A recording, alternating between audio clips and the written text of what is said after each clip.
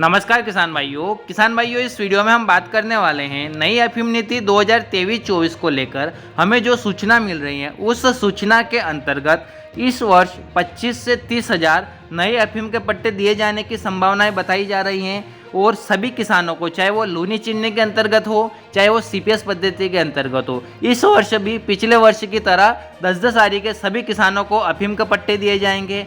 हमारे क्षेत्र में चाहे मध्य प्रदेश हो चाहे राजस्थान हो आने वाले समय में विधानसभा चुनाव होने की वजह से सांसदों द्वारा मांग की जा रही है कि इस वर्ष अधिक से अधिक किसानों को अफीम के पट्टे दिए जाए। तो ये सूचना जो है हमें आपको बताने वाले हैं। हम देखते हैं न्यूज़पेपर की कटिंग को, पूरी जानकारी को डिटेल से।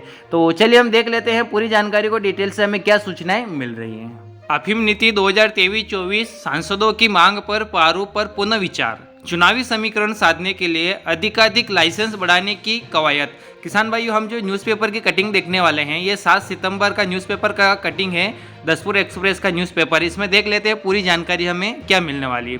कोशिश तो इस बार यह थी कि अफीम फसल वर्ष 2023-24 के लिए नई अफीम नीति की घोषणा अगस्त के पहले सप्ताह तक कर दी जाए। इस बाबत सभी तथ्यों का विश्लेषण कर नीति का प्रारूप केंद्रीय वित्त मंत्री के समक्ष भेज भी दिया गया था, किंतु चुनावी समीकरणों के मद्देनजर अफीम उत्पादक क्षेत्रों के भाजपा सांसदों के एकजुट दबाव के चलते वित्त मंत्री के निर्देश पर अब प्रारूप को लेकर इस बात पर पुनः विचार किया जा रहा है कि इस बार अधिकाधिक लाइसेंस कैसे बढ़ाए जा सकते हैं।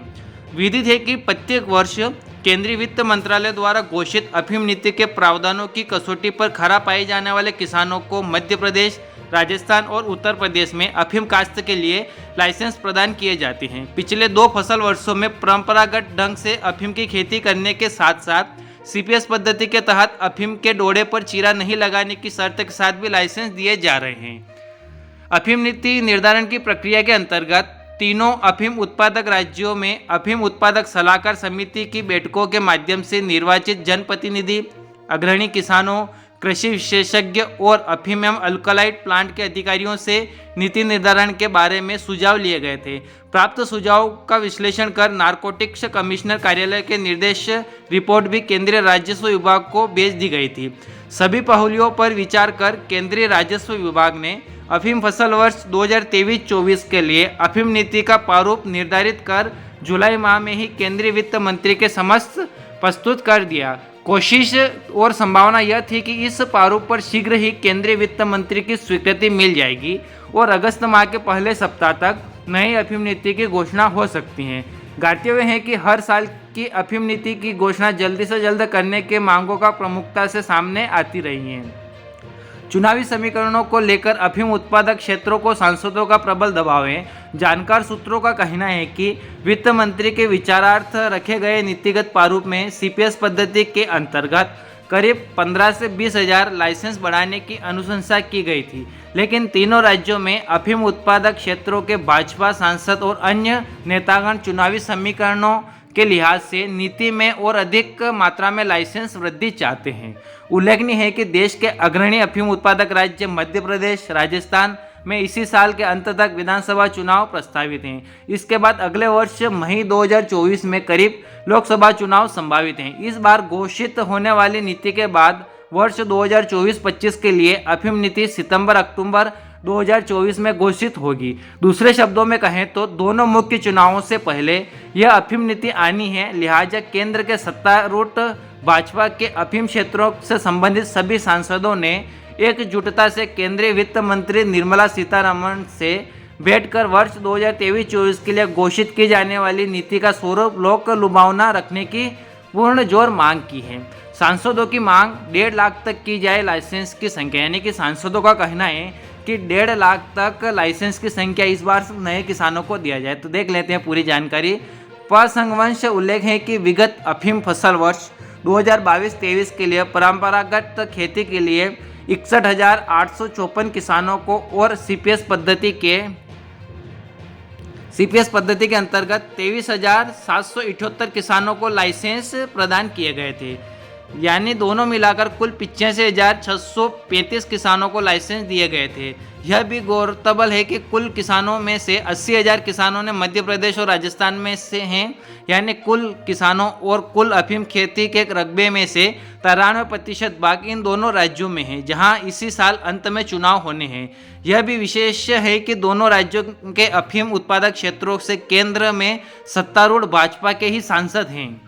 इसलिए सभी सांसद एकजुट से मांग कर रहे हैं कि वर्ष 2023-24 में लाइसेंस की संख्या बढ़ाकर 1,50,000 की जाए। सांसदों की इस पहल के बाद केंद्रीय वित्त मंत्री ने अफीम नीति के पूर्व में तैयार किए गए प्रारूप पर पुनः विचार कर अधिकाधिक लाइसेंस बढ़ाने की गुंजाइश बनाने के निर्देश दिए हैं। तदनुसार केंद्रीय राजस्व विभाग के तहत सभी संबंधित उच्चाधिकारी नीति के प्रारूप पर पुनः विचार कर रहे हैं। 25 से 30,000 तक बढ़ सकते हैं लाइसेंस नई नीति में। यानी कि जानकार सूत्रों का कहना है कि सांसदगण की मांग के अनुरूप आकलन करें तो गत वर्ष की संख्या में करीब 65,000 लाइसेंस बढ़ने की जरूरत होगी। यह भी साफ है कि लाइसेंस CPS पद्धति के में ही बढ़ाए जाने हैं। अभी देश में CPS प्रक्रिया के अंतर्गत प्राप्त बिना चीरा लगे डोडे से अल्कोलाइड निकालने के प्रबंध प्लांट शुरू ही नहीं हुआ। पिछले 2 सीजन से प्राप्त डोडा पर भी अभी भंडारण व्यय है और सहेजना भारी पड़ सकता है। ऐसी स्थिति में अगर CPS के लाइसेंस एक साथ 65,000 तक बढ़ाए जाते हैं तो प्लांट शुरू होने में करीब 2 साल और लगे तो डोडे का भंडारण ही बहुत महंगा सिद्ध हो जाना है। इसलिए संबंधित विभाग के अधिकारी अधिकाधिक लाइसेंस बढ़ाने के प्रावधान रचने की कोशिश तो कर रहे हैं, लेकिन व्यवहारिक रूप से यह प्रयास कैसे और कितना सफल होगा यह बड़ा सवाल है। जानकार सूत्रों का कहना है कि इस संदर्भ में मध्य प्रदेश और राजस्थान के नारकोटिक्स विभाग से पुराने किसानों के बारे में जानकारी लेकर यह कोशिश की जा रही है कि नई नीति में अधिकाधिक लाइसेंस देने के प्रावधान संभव हो सके। सूत्रों का कहना है कि इस सारी कवायद में नई नीति में 25 से 30,000 तक लाइसेंस बढ़ सकते हैं। इसके साथ सरकार यह आश्वासन दे सकती है कि नया प्लांट शुरू होते ही अगली नीति में लाइसेंस मांग के अनुरूप बढ़ाए जा सकते हैं। सूत्रों का कहना है कि शीघ्र ही नई अफीम नीति का प्रारूप तैयार कर वित्त मंत्री की स्वीकृति के लिए प्रस्तुत होगा और पूर्व संभावना है कि 30 सितंबर के पहले नई नीति घोषित की जाएगी। नई नीति में भी पिछले साल की तरह सभी पात्र किसानों को 10-10 आरी के क्षेत्र के लिए लाइसेंस दिया जाना संभावित है। परंपरागत ढंग की खेती के तहत लाइसेंस बढ़ाने की संभावना कम है। फिर भी राजनीतिक दबाव कब कैसा निर्णय करवा दे कोई कुछ नहीं कर सकता है। तो किसान भाइयों, हमने इस वीडियो के अंदर न्यूज़पेपर की कटिंग को देखा है। इसमें ये हमें जानकारी मिल रही है कि इस वर्ष लगभग 25 से 30,000 नए अफीम के पट्टे दिए जाने की संभावना है, लेकिन वो पट्टे CPS पद्धति के अंतर्गत ही दिए जाएंगे और सभी किसानों को, चाहे वो लूनी चीरने के अंतर्गत हो या चाहे वो CPS पद्धति के अंतर्गत हो, सभी को 10-10 आरी के पट्टे दिए जाएंगे।